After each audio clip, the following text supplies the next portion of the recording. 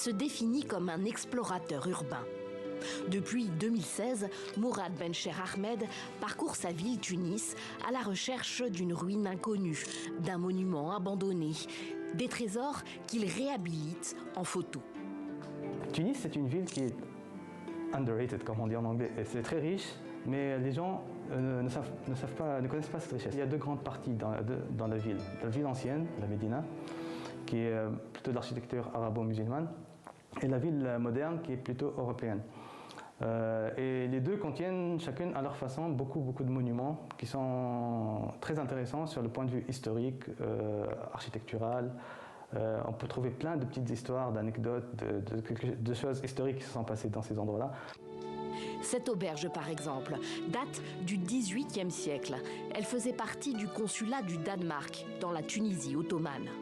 À l'époque, cette partie de la Médina, autour de Bab Bar, abritait nombre de représentations diplomatiques européennes. L'auberge accueillait les capitaines ou marins danois qui faisaient escale à Tunis ou d'autres invités du consul. Elle est abandonnée depuis une dizaine d'années seulement. Autre curieux bâtiment, à quelques mètres du marché central, la cité Gabizon, un ancien hôtel du début du XXe siècle. Mourad Bencher Ahmed espère par son travail donner envie aux Tunisois de redécouvrir leur ville.